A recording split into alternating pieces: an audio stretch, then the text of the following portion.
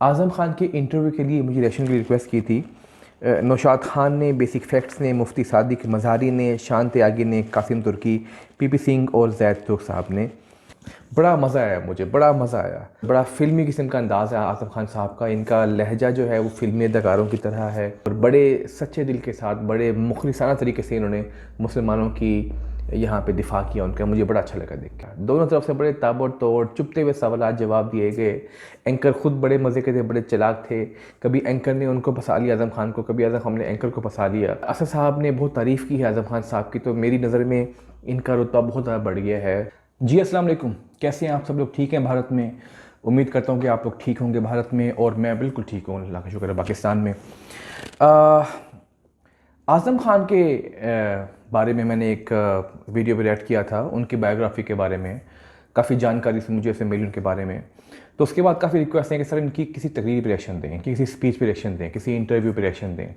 मुझे रिक्वेस्ट की है इनके लिए नौशाद खान ने, बेसिक फैक्ट्स ने, मुफ्ती सादिक मज़ारी ने, शान त्यागी ने, कासिम तुर्की ने, पीपी सिंह ने, जैद तुर्क ने, कि सर आप आज़म खान की किसी इंटरव्यू या किसी तकरीर पे रिएक्शन है जिसमें वो ख़ुद बोल रहे हों। तो मैंने आज चूज़ की इनकी एक काफ़ी पुरानी, ये तब की है शायद, वो जब सियासत में बड़े एक्टिव थे और जेल नहीं गए थे। आजकल वो सुना है मैंने जेल में है। तो तब की एक इनका इंटरव्यू है, और ये है सुदर्शन न्यूज़ पे विद सुरेश छावहांग इनका नाम है। तो इनको इंटरव्यू दिया उन्होंने, तो वो मैं आज लेके आया हूँ। लेट्स सी के आज़म खान की आवाज़ नहीं सुनी मैंने अभी तक, तो लेट्स सी के इसमें वो क्या कहते हैं। नहीं सुनी थी आवाज़ मैंने पिछली वीडियो में, लेकिन मैं इतना नहीं जानता कि वो क्या बात करते हैं, कैसे बात करते हैं। तो इसको मैं लेके आया हूँ, देखते हैं कि आज़म खान साहब का क्या नज़रिया है। मैंने भी एक वीडियो देखी थी, एक इंटरव्यू था असद साहब का, असद अवैसी साहब का, तो उन्होंने काफ़ी तारीफ़ें की आज़म खान साहब की। तो इसका मतलब है कि आज़म खान साहब जो है वो डेफ़िनेटली एक अच्छे इंसान ही होंगे, एक अच्छे नेता होंगे मुसलमानों के, क्योंकि असद साहब ने उनकी तारीफ़ की है। और असद साहब जो है उनका जो रिमार्क्स है, मैं समझता हूँ ऑथेंटिक है, कि वो जो बात करते हैं बिल्कुल ऑथेंटिक बात करते हैं। सो जब तक हमारा ये हेडफोन खुलता है तब तक इंशाल्लाह। तो अब लेट्स सी कि आज़म खान साहब के क्या विचार थे, कि क्या सोच थी इनकी। इस वीडियो को देख के ही पता चलेगा इसका। और फिर इस वीडियो को ओके मुझे अपनी आँखें पहने थे, ये बहुत ज़रूरी है मेरे लिए। ओके सो इस वीडियो को हम स्टार्ट करते हैं। इस वीडियो को हम स्टार्ट करते हैं अब। Let's see Azam Khan Sahab interview first time with Sudesh शाखवान, कोई नाम है इनका मुझे याद नहीं है। मैं हूं सुरेश चौहान और आप देख रहे हैं चलते चलते के लिए। आज हम एक ऐसे शख्सियत को आपके सामने लेकर आए हैं। भले आप उनसे असहमत हो सकते हैं, लेकिन आप उनको इग्नोर नहीं कर सकते, जिनको दुनिया का सबसे बड़ा मुस्लिम नेता भी कहा जा सकता है। आज़म खान जी, आपका स्वागत है। दुनिया का बड़ा नेता इसलिए कह रहा हूँ कि आप जिस उत्तर प्रदेश के मंत्री है, वो उत्तर प्रदेश अगर हम देशों की तुलना में लोक संख्या देखें, आबादी देखें, तो 5वें-7वें नंबर पे आता है। और आपका जो तीखे बाण है, तीखे शब्द है, ऐसे ऐसे बयान है, जिससे दुनिया भर में तो अपनी पहचान बनाई ली। सवाल का जवाब देता हूँ। सवाल गलत, जवाब गलत। सीधे सवाल का सीधा जवाब, टेढ़े सवाल का टेढ़ा जवाब। ये बात सही। जो प्रश्न होगा उसका जवाब मिलेगा। समाज जो सवाल मुझसे करता है, मैं उसमें कोई कंजूसी नहीं करता, बेईमानी नहीं करता, जवाब देता हूँ। अभी तो सवाल पूछा ही नहीं, अभी तो परिचय बता रहा हूँ। औरों के सवाल की बात कर रहा हूँ, जिसकी वजह से मैं बदनाम हूँ। लोग आपके प्रति इतना गुस्सा है लोगों के मन में कि आपकी चलते चलते करने जा रहा हूँ, ये मैंने सोशल मीडिया पे डाला तो 39,000 कमेंट आए। आज तक हिंदुस्तान में मैंने इतने नेताओं के, मुख्यमंत्रियों के चलते चलते किसी के लिए इतने कमेंट नहीं आए। मोहब्बत की बुनियादी शर्त है नफरत और नाराजगी। यही लोग जो मुझसे इतनी गहरी बातें हैं, ये मुझसे इतना ही प्यार करेंगे जब मेरी असली ज़िंदगी को जानेंगे। और जब उन्हें ये मालूम होगा कि मैं कैसा इंसान हूँ, तो ये सारे लोग मुझसे मोहब्बत करने वाले इसलिए हो जाएंगे। बड़ी अच्छी बात कर। जैसे मैंने कहा कि मोहब्बत की शुरुआत हमेशा नफरत से। लेकिन ये जानेंगे कैसे? आपका तो वही परिचय हम जानते हैं जो सारा टीवी वाले, मीडिया वाले दिखाते हैं। आप जनवाएंगे, आप बताएंगे। लोग ये कहते हैं कि आज़म खान जी को पूछिए कि वो गले में कौन सी उन्होंने विष की थैली रखी है जो इतने सालों से ख़त्म ही नहीं हो रही है, और शायद वो सेल्फ वहाँ दोबारा तैयार हो जाती। विष वपन हो रहा है, लेकिन कोबरा अभी तक नहीं मरा। हाँ, तो क्या कारण है? ये तो कोबरा बताएगा। नहीं तो ये आपको पूछ रहे हैं, आपको कहा गया है सीधे सीधे। मैं तो हर हाल में खुश हूँ। मोहब्बत करने वाले मोहब्बत करें, उससे खुश हूँ। नफ़रत करने वाले नफ़रत करें, खुश हूँ। अपने काम से काम रखता हूँ और बहुत ईमानदार हूँ अपने काम में। नहीं, लेकिन आपकी ईमानदारी के साथ आपने दूसरों का सम्मान भी करना चाहिए ना। किसका नहीं किया? देखिए आप मैंने देखा बड़ी आपके यहाँ पर तीखी बात आपने करते मछली हैं पाली ये, हुई है, बड़ी मुर्गी पाली टू द हुई पॉइंट है, बात बकरी करते हैं। पाली हुई है, गाय भी पाली है, जो कि शायद हिंदू नहीं जानते होंगे, लेकिन आप हिंदुओं के प्रति मन में मोहब्बत नहीं पालते। ये आपसे किसने कह दिया? आपका सारा इतना द्वेष। बड़ा विश्वविद्यालय आप हाँ, देख रहे हैं। करोड़ों रुपए की इन्वेस्टमेंट है। खरबों रुपए की। खरबों। मेडिकल इंस्टीट्यूट बना रहा हूँ, इसमें 80% पैसा मेरे हिंदू दोस्तों का है। वाह, क्या बोल रहे हैं? हाँ, सच है। 7 करोड़ रुपया सिर्फ मस्जिद में हिंदुओं का लग चुका है। वाह जी वाह, क्या बात। देते हैं मुझे क्योंकि भरोसा करते हैं। 2 मस्जिदें आपने यहाँ बनाई, लेकिन एक भी मंदिर नहीं बनाया। मंदिर वाले लोग भेजिए, मैं देता हूँ। भेजिए। जौहर यूनिवर्सिटी में मंदिर बनाने के लिए सुरेश मंदिर चौहान बनाने के लिए तो पैसा मेरे पास है, तो? मंदिर में आने वाले भेजिए। क्यों नहीं आएंगे? हम आएंगे तो माथा टेकेंगे। और अभी तो बहुत सालों तक आपको सवाल पूछने पड़ेंगे। तो मंदिर की नहीं है बात, ये साबित करना है कि मस्जिद के लिए भी मुझे हिंदू दोस्त पैसा देते हैं। इस विश्वविद्यालय के लिए हिंदू दोस्तों ने पैसा दिया है, और इतना दिया है जिससे पूरा विश्वविद्यालय तैयार हुआ है। सही। लेकिन और हमसे कहते हैं पाकिस्तान चले जाओ। क्योंकि आप भारत माता को डायन कहते हैं। ये तो बात बहुत पुरानी हो गई, फिर भी बहुत पुरानी हो गई। देखिए, असल में तकरीर का एक फ़न है, और वो फ़न सबको नहीं आता, मुझे आता है, पैदाइशी तौर पर आता है। हमने कहा था कानपुर के एक जलसे में कि वो माँ जो अपने बच्चे के खून की प्यासी है वो माँ नहीं है, डायन है। लोगों ने इसे भारत माँ से जोड़ दिया, इसमें हमारी कोई गलती नहीं। तो आपको भारत माता से कोई आपत्ति नहीं, आप भारत माता की जय कहने को तैयार हैं? मैं मादर वतन कहता हूँ, और आप जिद दिलाते हैं, आप लोग नोचते हैं। ये वही बात कर रहे हैं असद साहब वाली। कहाँ नोच रहा हूँ? आप लोग मजबूर करते हैं वाली इस बात कर बात रहे हैं। के लिए कि ओवैसी वो कहे जो आप चाहते हैं। क्यों गंदे आदमी बिल्कुल का- आगे आप टाइम। ओवैसी क्यों को, गंदे आदमी का नाम क्योंकि ले उससे रहे हैं? फायदा होता है आपको। मेरा तो प्रश्न आपसे ये गंदे आदमी कह रहे है हैं। कि आप इतना बड़ा विश्वविद्यालय बना रहे और कह रहे हैं कि इतने करोड़ हिंदुओं ने आपको पैसे दिए हैं, और आप उनके प्रति मन में द्वेष क्यों रखते हैं? आपकी हर बात हिंदू के खिलाफ क्यों जाती है? कोई एक बात बताएं आप। मगर क्योंकि आपकी दुकान ही इससे चलती है। मैंने कहा ना कि हम तो आइटम गर्ल हैं आपकी, जैसे फिल्मों में होती है। अगर आप हमें गाली नहीं देंगे, हमें सांप्रदायिक नहीं कहेंगे, देशद्रोही नहीं कहेंगे, पाकिस्तान चले जाओ नहीं कहेंगे, तो आपकी दुकान कहाँ चलेगी? नहीं, ऐसा नहीं। हमारे सिवा कोई माल है ही नहीं आपके पास। नहीं, ऐसा नहीं है। हमसे मजबूत विरोधी कहाँ मिलेगा? बड़ी आप कमाल क्यों बात बोलते कर रहे हैं, हैं? ये चलिए, बहुत हमें कमाल शौक बात कर है रहे हैं। आइटम घर का आइटम सॉन्ग देखने का, आप नाचना बंद कर दीजिए, हमारा शौक बंद हो जाएगा। आप हमारे शौक के लिए क्यों आइटम कर रहे हैं? हम नाचना बंद कर दें। हाँ, आप आइटम सॉन्ग बने और रहिए। आपको नाच देखने का बड़ा शौक है। हाँ, तो ये तो डिमांड कैसे है। तय होगा? ये तो पूरा कैसे होगा। तय होगा? आपका शौक है नाच देखना, मैं नाचना बंद कर दूं, हाँ। तो फिर कैसे कारोबार चलेगा आपका? कुछ अच्छा काम करिए, ये यूनिवर्सिटी चलाइए, ये करिए। कहाँ वो वोट की राजनीति के लिए, मजे का मुख्यमंत्री है बनने कभी। के लिए, मुसलमानों के वोट लाने के लिए, मुलायम सिंह के लिए देने के लिए क्यों इतना कर? अपमान ना करें आप हमारा। कभी नहीं करेंगे। प्रधानमंत्री बनना चाहते हैं, मुख्यमंत्री नहीं बनना चाहते। वाह टू बी वाह वाह breaking वाह, news है। बड़ी बिल्कुल प्रधानमंत्री। ग्रेट कहते हैं या तो एम्बिशन पागल खाने भेजो हमें या प्रधानमंत्री बनाओ। इंसल्ट ना करें हमें। पूरे राजनीतिक जीवन में एक दाग दामन पर नहीं है। नहीं, खैर उस पर तो मैं, क्योंकि मेरे पास आपके खिलाफ या आपके भ्रष्टाचार की कोई बात नहीं है, तो मैं वो नहीं कहूँगा। लेकिन जो सवाल लोगों ने भेजे हैं जो हेट्रेट के हैं एक सवाल, कई सवाल, एक सवाल। मैं कह रहा हूँ कि 39,000 सवाल है। एक लोग सवाल। कहते हैं कि जैसे डायन वाला प्रश्न था, वैसे मैंने ही जवाब दे दिया। भारत माता वाला प्रश्न था, उसका भी आपने जवाब दिया दिया। मैंने, आप कहते हैं किसी कि को व्यक्तिगत- मुसलमान प्रताड़ित किए जा रहे हैं हिंदुस्तान में। हिंदुस्तान का बहुसंख्यक हिंदू अगर मुसलमानों को प्रताड़ित करने लगे तो मुसलमान यहाँ रह ही नहीं पाते, बढ़ नहीं पाते, फल फूल नहीं पाते। यही गलत ख्याल है। क्यों? अगर आप ऐसा करेंगे तो पूरे देश का भविष्य खतरे में आ जाएगा। देखिए, मतलब सच बोले हम तो आप कहते हैं देश खतरे में आ कह जाए। रहे हैं आपसे, तो रोकिए आरएसएस को और कम्युनल फोर्सेस को। कि ये स्ट्रेटेजी बहुत महंगी पड़ जाएगी। मेरे जैसे लोग नहीं मिलेंगे जो किसी भी कीमत पर इस बात के लिए तैयार ना हो कि कोई मूवमेंट हिंदुस्तान में आतंक पर आधारित नहीं चलना चाहिए, किसी को हथियार उठाने की इजाज़त नहीं होना चाहिए। लेकिन 6 दिसंबर 92 को मस्जिद गिराने के लिए डायनामाइट का इस्तेमाल हुआ था और यही सबसे बड़ी गलती थी। तो एक बड़े कलंक को पोछा गया ना। कौन सा कलंक? बाबर तो आपका था नहीं, बाबर से आपका क्या संबंध? आपके पूर्वज तो हिंदू थे। नहीं, हमारे पूर्वज हिंदू नहीं थे, इंसान थे। कहाँ से आए? इंसान थे। देखिए, हम इंसानों के ना आप अनुत्तर मत करिए। वो भी इंसान, जिनका धर्म नहीं है वो भी इंसान है। जिनका धर्म, जिनका कोई धर्म नहीं है वो भी इंसान है। तो क्या कोई धर्म नहीं था?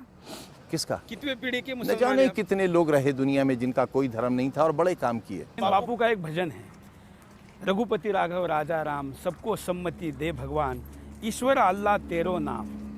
ये सिर्फ मंदिरों में होता है, मस्जिद में नहीं होता। एसएस को समझाइए, ये मस्जिद में कब होगा? मस्जिद में होता है। ईश्वर अल्लाह तेरो नाम, ये कब होगा? अयोध्या में प्रभु राम जो करोड़ों हिंदुओं की आस्था का प्रतीक है, एक टेंट में बैठे हैं, उस टेंट का कपड़ा बदला नहीं जाता। मस्जिद गिराकर, वहाँ पर एसी लगाना है। गिराकर, ये राम का चरित्र होता अगर राम होते।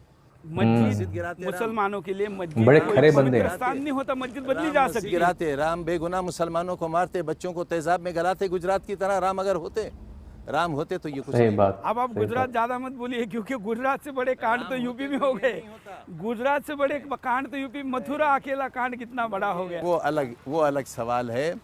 और हम आपको ये भी बतला दें, अगर राम के प्रति इतनी आस्था है तो उत्तर प्रदेश में राम का मंदिर बनने में आजम खान की कोई निर्णायक भूमिका होगी? आपको एक आस्था और बता दें और इस्लाम के बारे में भी बता दें। 1,20,000 पैगंबर आए हैं दुनिया में, ये कुरान कहता है। कुरान के हर शब्द पर हमारा 1,24,000। अगर एक शब्द हम नहीं मानते तो हम मुसलमान नहीं हैं। बिल्कुल। कुरान कहता है 1,20,000 पैगंबर आए हैं, जिनमें से चंद के नाम कुरान में हैं, तकरीबन 20 के। 1,20,000 में से 20 को कम कर दें, बाकी वो नाम हैं जो कुरान ने नहीं लिखे हैं। उनमें राम भी हो सकते हैं, उसमें कृष्ण जी भी हो सकते हैं। तो उनका मंदिर बनाने में कोई भी हो सकते हैं। नहीं, उनका मंदिर बनाने में कोई भूमिका हो? मुलायम सिंह बनाना चाहते हैं, लेकिन आजम खान आड़े आते हैं, ऐसा लोग कहते हैं। मस्जिद गिराकर नहीं तो गिर गई बहुत ना। सम्मान है। अभी क्या? इतने बहुमत का हिंदुस्तान एक 500 साल पुरानी इमारत को डायनामाइट से उड़ा दिया।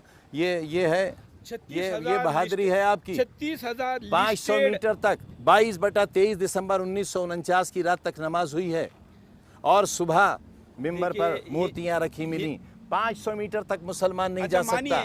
500 मीटर तक एग्जीक्यूटिव ऑर्डर से मुसलमान नहीं जा सकता। आपने जाकर एक भीड़ जाकर वहां मस्जिद को गिरा देती है, कहाँ बहादुरी है? मानिए कि एक बिल्डिंग को बम लगाकर गिरा दिया, किसी इंसान पे तो आज तक बम नहीं फेंका ना। या इस्लाम के नाम पर क्या क्या, कितने बम धमाके, क्या क्या गले काटे जा रहे हैं। ये मन की बात आ गई ना, वो सब आपके लोग हैं।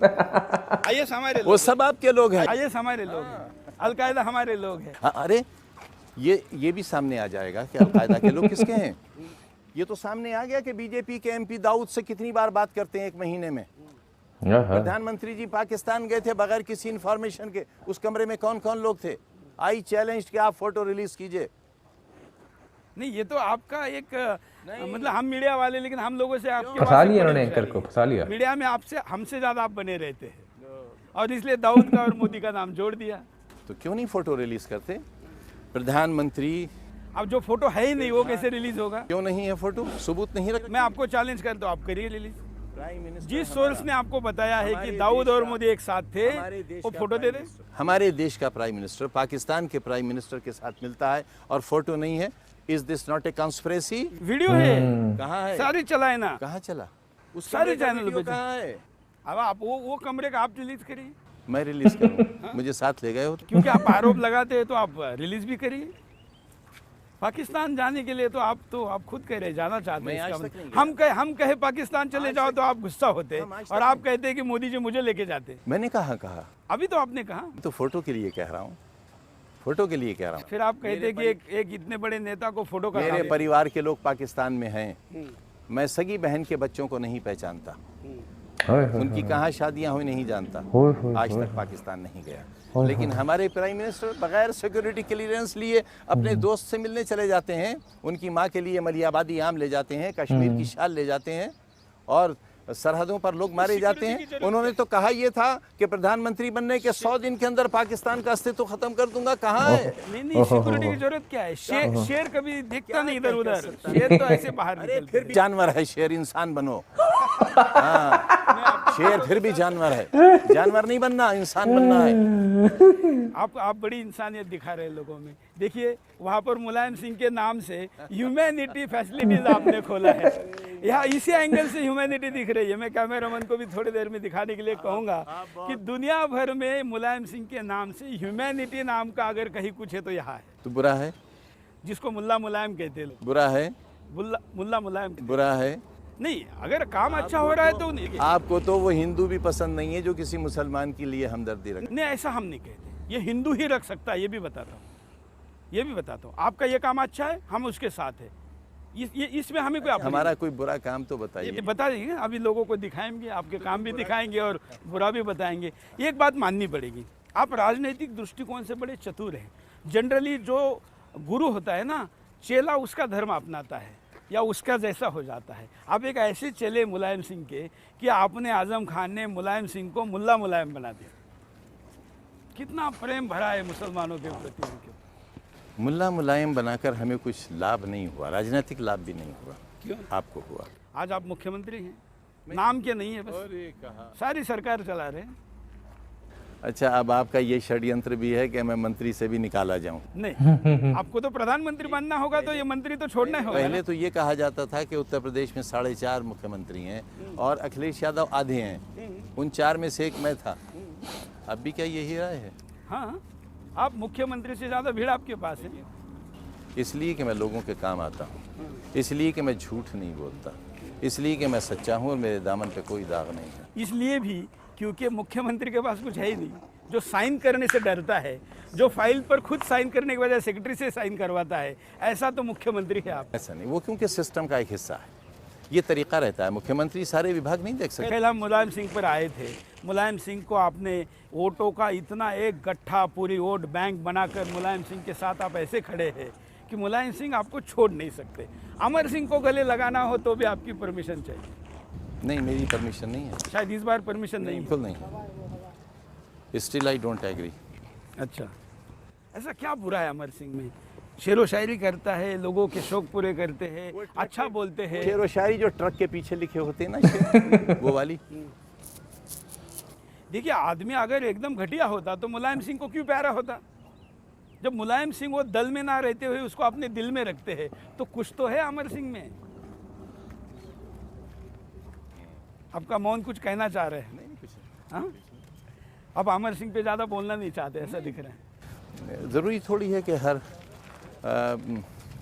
हर बात पर कुछ बोला जाए। आप राज्यसभा में भेज रहे हो उनको, नेता बनाकर भेज रहे हैं। अब समाजवादी पार्टी की जो पॉलिटिकल अफेयर डील्स होगी, अमर सिंह करेंगे। जितने अपमानित होकर वो जा रहे हैं, अगर मेरे साथ ऐसा होता तो मैं जिंदगी भर प्रधान भी नहीं बनता। अपमानित तो आपको भी किया गया था जब पार्टी छोड़ी थी। छोड़ी नहीं थी, मैं निकाला गया था। हाँ, तब इसी मुलायम सिंह के लिए को भी दुरुस्त कर देता हूँ। जब वो ये कहते हैं कि तुमने छोड़ी थी, मैं कहता हूँ नहीं नेताजी, हमने छोड़ी नहीं थी, आपने हमें निकाला था। अब तो नेताजी को मालिक कहते हैं पार्टी का। हाँ, इतना स्वाभिमानी आदमी एक मालिक के नीचे राजनीति की नौकरी क्यों करे? क्या करें? खुद अपना दल बनाए। ये प्रधानमंत्री है, नहीं, खुद दल बनाइए, लड़िए। अब तो इतना बड़ा वोट बैंक है आपके पीछे। बच्चों का भविष्य देखें या दल बनाएं? नहीं, ये तो देखिए, ये तो आपके रिटायरमेंट का प्लान होना चाहिए। क्यों क्यों क्यों क्यों? रिटायरमेंट के बाद देखिए इनका भविष्य। अभी तो राजनीति करिए। किसी ने रिटायरमेंट के बाद इतना बड़ा काम किया हो, उसका नाम बता दी। नहीं, ये ठीक है, ये तो जीवित रहते भी नहीं किया है, ये मानना पड़ेगा। हम आपके वैचारिक दृष्टिकोण से विरोधी है, लेकिन जो यूनिवर्सिटी का आप काम करें, साथ रहेंगे तो आप हमारे विचारों के साथ हो जाएंगे, क्योंकि हम इतने अच्छे इंसान हैं। नहीं, देखिए, हमारा अपना होने के लिए आपको बहुत बदलना पड़ेगा। क्या बदलना? बस कुर्ते का रंग ही तो बदलना पड़ेगा। नहीं, रंग की कोई बात नहीं है। ये तो क्या है, मुझे तो बड़ा विशेष लगा कि आपने काला रंग क्यों पहना है। IAS वाले पहनते हैं उधर। ये हमेशा मैं काली बंडी पहनता हूँ क्योंकि प्रॉफिट पहनते थे। अच्छा, लेकिन आजकल वो पहन के बहुत लोग गलत काम कर रहे हैं। मेरे प्रॉफिट पहनते थे इसलिए मैं पहनता हूँ, और लोग क्यों पहनते हैं वो मैं नहीं जानता। राजनीति की बात को कंटिन्यू करते हैं। सुना है कि उत्तर प्रदेश के चुनाव में मुख्यमंत्री के तौर पर आज़म खान को प्रोजेक्ट किया जाएगा और समर्थन देने के लिए देशद्रोही ओवैसी की पार्टी रहेगी, और वो दिल्ली के जामा मस्जिद का इमाम जो जन्म के अधिकार पर वहाँ बैठ के इस्लाम की इतनी बदनामी कर रहा है, जिस आदमी की कोई क्रेडिबिलिटी नहीं है, वो आदमी आपको प्रोजेक्ट कर रहा है। दोनों आपके हैं। क्या आप बोल रहे हैं आप? दोनों आप, वो तो सुरेश चौहान के सामने आने की हिम्मत नहीं कर सकते। दोनों आपके। मैं चैलेंज करता हूँ दोनों को चलते चलते 125 करोड़ का हिंदुस्तान जिसमें हिंदू मुसलमान सब हैं, सब जानते हैं कि ये दोनों आपके हैं और आप इनके हैं। ये आ नहीं सकते सामने। दिल्ली वाले साहब चोर है। नहीं, वो जो भी हैं आपके हैं, आपके हैं और आपके काम आते हैं। उनके वंशज आ गए पीछे। हालांकि इसकी भी ये बड़ा ईमानदार होता है। वो बहरहाल वो आपके हैं और आप उनके हैं, लेकिन वो आपको मुख्यमंत्री का कैंडिडेट बनाना चाह रहे हैं। साहब की आप दिल्ली वालों की बात कर रहे हैं। उन्हें 2 पेट्रोल पंप, 2 गैस एजेंसियां किस सरकार के मंत्री ने दी हैं? मैं नहीं जानता। मैं जानता हूं, आपकी सरकार के मंत्री ने दी हैं, जो अभी इस वक्त गवर्नर हैं उत्तर प्रदेश। आप हमारी सरकार क्यों कह रहे हैं? मैं तो एक पत्रकार हूं, मेरा राजनीति से क्या संबंध है? हाँ, मैं हिंदुत्ववादी हूँ, और वो हिंदुत्ववादी हूँ इसलिए एक मुसलमान से ईमानदारी के साथ बात करने के लिए। कमजोर बात है, आप अपनी ऑर्गेनाइजेशन से दामन छुड़ाए ले रहे हैं। बिल्कुल नहीं। मैं संघ की बात करें तो मैं स्वयंसेवक था, मैं स्वयंसेवक हूँ और स्वयंसेवक रहूँगा, और स्वयंसेवक होने का मुझे कोई भी नुकसान मंजूर है, कोई फायदे के लिए मैं नहीं बता रहा हूँ। आजम खान के सामने बता रहा हूँ मैं स्वयंसेवक हूँ। आप समाजवादी हो जाइए ना। नहीं, इसके लिए होने की क्या जरूरत है? संघ का स्वयंसेवक होना अपने आप में एक परिचय है। यही फर्क है कि संघ का स्वयंसेवक समाजवादी नहीं है। हाँ, जबकि एक अच्छा हिंदुत्व में समाजवाद है, हिंदुत्व में मानवतावाद है, हिंदुत्व में सब कुछ है। प्रधानमंत्री तो सन्यासी व्यक्ति है, सब कुछ छोड़ चुके हैं। देश के लिए इतना काम करने वाला प्रधानमंत्री कहाँ मिलता है? आपका मुख्यमंत्री 5 बजे के बाद टेनिस खेलने जाता है, स्विमिंग करने जाता है, 18 घंटे काम। और हमारा प्रधानमंत्री देश में रहता ही नहीं। कहीं भी रहे देश के लिए है, देश के लिए है। इससे ज्यादा क्या? अफगानिस्तान चले जाएं, बिना बताए पाकिस्तान चले जाएं, किसी के साथ बैठ, सऊदी अरेबिया चले जाएं, ईरान चले जाएं, वो बताइए, ये सारे दुनिया के मुसलमान मोदी से प्रेम करते हैं और हिंदुस्तान के मुसलमान नहीं करते। क्या भारत के अंदर के मुसलमान नहीं करते ना? अब तो मोदी के खिलाफ लगातार बोलते रहते हैं। क्या मोदी जी ने एक भी काम अच्छा नहीं किया? जैसे हम स्वीकार करते हैं कि आपने कुछ काम अच्छा किया। सेल्फी लेना सिखाया, देखिए, सेल्फी लेना सिखाया, मन बड़ा करिए। 2 काम सिखाया। आप यूनिवर्सिटी का काम करें, हम अच्छा काम करें। क्या मोदी जी ने एक काम भी अच्छा नहीं किया? कहाँ किया? 18 घंटे काम करता है आदमी। अरे वो तो रिक्शा चलाने वाला भी करता है। ये देश चला रहे हैं। हाँ, रिक्शा नहीं चला रहे, नहीं चला रहे। हिंदुस्तान में कहाँ चला रहे? भारत का नाम लेने के रिक्शा बाद वालों ब्रांड इंडिया का जो नुकसान हुआ था, आज कहा गया? हम रिक्शा वालों को, आज फॉरेन डायरेक्ट इन्वेस्टमेंट हिंदुस्तान में कितनी बड़ी? हम रिक्शा वालों को ई रिक्शा बगैर 1 रुपया लिए दे रहे हैं, और आपके देश के प्रधानमंत्री, आपके देश के नहीं, हमारे देश के प्रधानमंत्री, चलिए, हाँ चलिए, नहीं हमारे देश के प्रधानमंत्री, कि ये इस देश के सारे संसाधनों पर मुसलमानों का अधिकार है, ऐसा प्रधानमंत्री ने कहा। इतना इसीलिए अलीगढ़ मुस्लिम यूनिवर्सिटी और जामिया मिल्लिया इस्लामिया को ख़त्म कर दिया, ताकि मुसलमान पढ़ ना सके, मजदूरी करे सड़कों पर। क्या आपके यहाँ हिंदू नहीं पढ़ते हैं? अब तो अभिमान से बताते कि यहाँ पर ये इंस्टीट्यूशन मोदी जी ने नहीं बनाया है, और हम इस बात के लिए फिक्रमंद भी हैं और डरे हुए भी हैं कि जिस दिन उनकी नज़र इस पर पड़ जाएगी, पता नहीं इसका क्या अंजाम होगा। ये तो पूरा हो जाएगा, आपको और मदद मिलेगी। किससे? सरकार से। कौन सी सरकार? हिंदुस्तान की। गवर्नर ने सिग्नेचर कर दिए थे तो प्रधानमंत्री की डांट पड़ी थी गवर्नर पर। वो तो पुराने प्रधानमंत्री थे ना, नरेंद्र मोदी जी। अच्छा, इनके कार्यकाल में। लेकिन चल रहा है, अगर प्रधानमंत्री चाहे तो कभी भी रोक सकते हैं, लेकिन मुझे नहीं लगता कि मोदी ऐसा कुछ कर। नहीं रोक सकते, देश कानून से भी चलता है, और मोदी जी इसलिए कानून से चलता है, नहीं तो ऐसे भी लोग थे जो कानून को दाग ताव पे रखा कर क्या चलाते। ऐसा कानून जिसमें देश का प्रधानमंत्री नेशनल इंटरनेशनल क्लियरेंस लिए बगैर दुश्मन मुल्क में जाकर अपना जहाज उतार दे। अगर कुछ हो जाता, अगर प्रधानमंत्री को जरा सी फांस लग जाती, हिंदुस्तान में लाखों मुसलमान मार दिए गए होते। अच्छा, आपको ये चिंता है? मुझे लगा बार बार आप मोदी जी की चिंता क्यों करें कि बगैर सिक्योरिटी गए।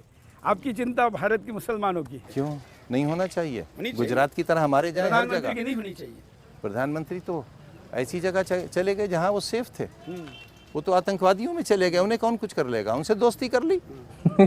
नवाज शरीफ के यहाँ चले गए, अब उन्हें क्या खतरा है। लेकिन अगर प्रधानमंत्री को कुछ हो जाता, क्या होता देश में। मालूम है आपको, जब बापू की हत्या हुई थी तो लोग जमा होना शुरू हो गए थे और हथियार भी इकट्ठे होना शुरू हो गए थे।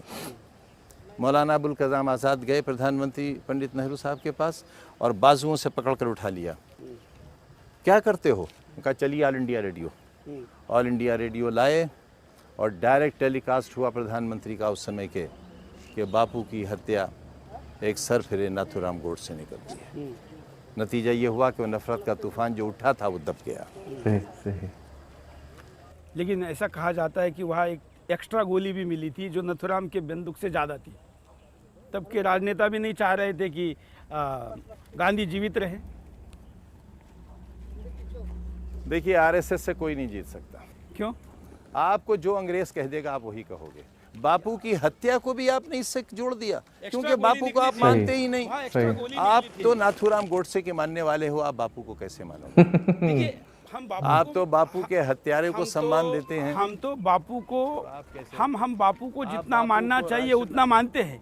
हम सिर्फ इतना नहीं मानते कि दे दी हमें आज़ादी, बिना खड़ग बिना ढाल, साबरमती के संत तूने कर दिया। हम इस देश में तलवार चलाकर, इस देश के लिए अपने शरीर पर बॉम्ब बांधकर ब्रिटिशों को भगाने वाले क्रांतिकारी को नहीं भूलना चाहते। और उसमें मुसलमान भी था, उसका भी हमें अभिमान है। आरएसएस ब्रिटिशर्स के खिलाफ था ही नहीं। क्या बता रहे हैं आप? 1925 में आरएसएस की स्थापना हुई थी। खिलाफ नहीं जा सकते। यही तो आपकी खासियत है। वो सारी चिट्ठियां, झूठ को आप बार बार बोलते हैं, उसको सच साबित करना चाहते हैं। अच्छी बात है, आरएसएस ने अपना उसूल मेरे ऊपर तय कर दिया। सीख लिए आप? सीख रहा हूँ, आप ही से तो सीख रहा हूँ, तभी तो जिंदा हूँ। गांधी की बात, गांधी के साथ क्रांतिकारियों के, जिंदा हूँ। गांधी के साथ क्रांतिकारियों की तो बात करिए। बापू के हत्यारे को सम्मान देंगे बापू से ज्यादा? कभी नहीं कहा हमने। क्यों? देखिए, हमने बापू से ज्यादा नहीं दिया। हालांकि आपने एक हत्यारे को सम्मान दिया। नथुराम कोई सरफिरा नहीं था, नथुराम कोई गुंडा नहीं था, नथुराम कोई आतंकवादी नहीं था। नथुराम एक 3 पुस्तक लिख चुका था। नथुराम एक पेपर का संपादक था। नथुराम एक बुद्धिजीवी था। बापू की हत्या करने वाले को आप हत्यारा नहीं कहेंगे? हत्यारा तो थे ही, उन्होंने फांसी मिली और उनको पता था। उन्होंने अपने भाषण में, अपने पत्र में कहा है, अपने ज़बानी में कहा है कि मैं ऐसा काम करने जा रहा हूँ कि मुझे इससे सम्मान नहीं मिलेगा, शतकों तक मुझे निंदा सहनी पड़ेगी, लेकिन हिंदुस्तान के लिए काम जरूरी है। मैं समर्थन नहीं कर रहा हूँ, मैं उनका पक्ष दे रहा हूँ। 60 साल में सम्मान मिल गया, कहाँ शतक आए? 60 साल में सम्मान दे दिया आपने, कहाँ शतक आए? गांधी को भी अपने गलतियों से भविष्य में भी बचना चाहिए। ये घटनाएं प्रिय नहीं होती, लेकिन ऐसी घटनाएं इतिहास बनाती है, इससे सीख लेनी चाहिए। बापू को इसलिए आप गांधी बनने का प्रयास मत करिए, ना जिन्ना बनने का प्रयास करिए। बापू को जिन लोगों ने सुना है वो बापू को जान नहीं सकते। बापू को पढ़ने की ज़रूरत है। आरएसएस के साथ एक बड़ी परेशानी ये है कि वो फुटपाथ पर रखा हुआ जो इतना सा किताबचा होता है, उसे पढ़कर आरएसएस का कार्यकर्ता बनता है। इनसे कहिए इतिहास पढ़ें, और इतिहास पढ़ने के लिए बड़ी मोटी मोटी किताबें पढ़ना पड़ती हैं। इतिहास किसका पढ़े? चाटुकारों ने लिखा हुआ इतिहास पढ़ के क्या फ़ायदा है? इतिहास वो पढ़ना चाहिए जो सच्चा था। ब्रिटिशों के जो गुलाम थे, मुगलों के जो गुलाम थे, उन्होंने लिखा हुआ। डॉक्टर ताराचंद को आप चाटुकार कहेंगे? मैं नाम लेके नहीं बता रहा, मैं नाम लेके नहीं कह रहा हूँ, लेकिन बाबर को शहंशाह कहने वाला, औरंगजेब जैसे दुष्ट आदमी को शहंशाह कहने वाला इतिहास क्या हो सकता है? राजा महाराजा लेकर आए थे मुगलों को, मैं नहीं लाया था। वो तो जिन्होंने लाया वो स्वार्थी थे। क्यों आप मुझसे इतिहास के पन्ने उलटवाना चाहते हैं? मैं आपको नहीं कह रहा हूँ, लेकिन जो लोग विदेशियों को लेकर आए थे वो हिंदुस्तानी थे, विदेशी खुद नहीं आए थे भारत में।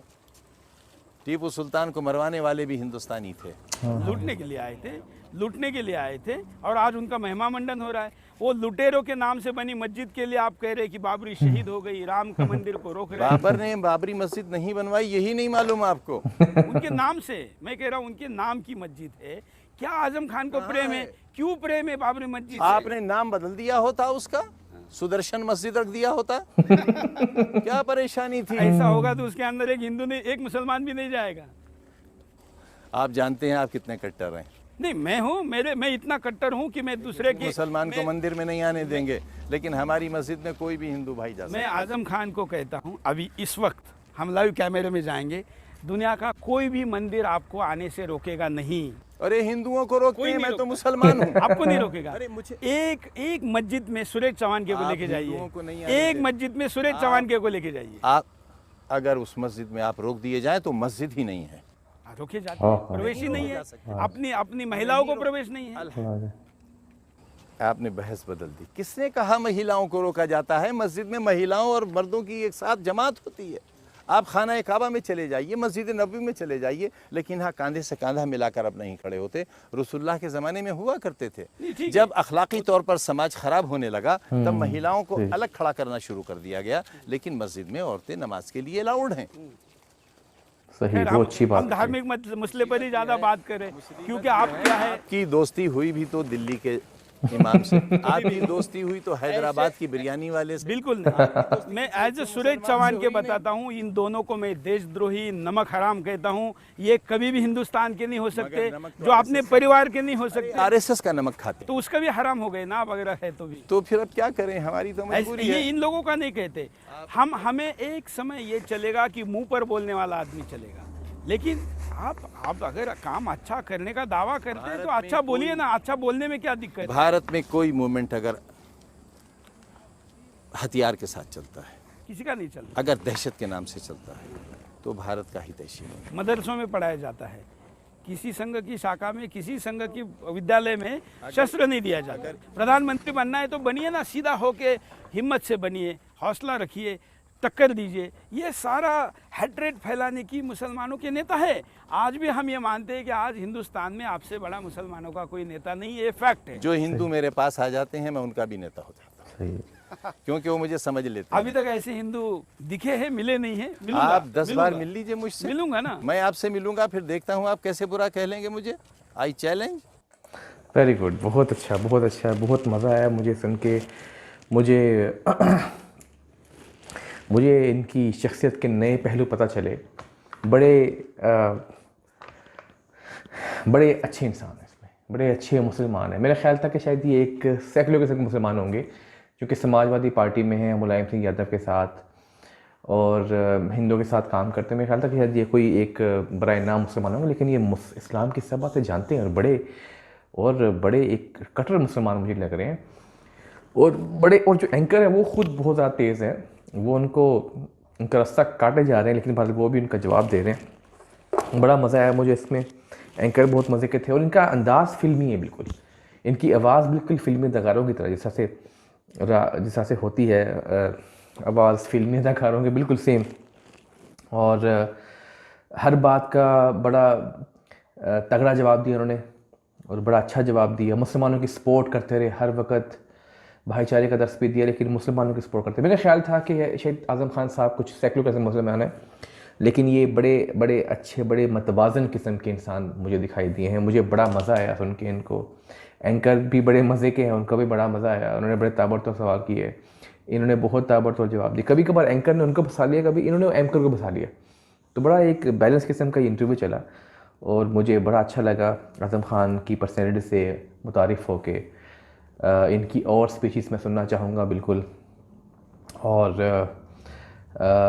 अब चूँकि इनकी स्पीचेस सारी पुरानी हैं तो डेफिनेटली पुरानी मुझे देखनी पड़ेंगी, बिकॉज नया तक कोई बयान सामने नहीं आता, बिकॉज ये जेल में है।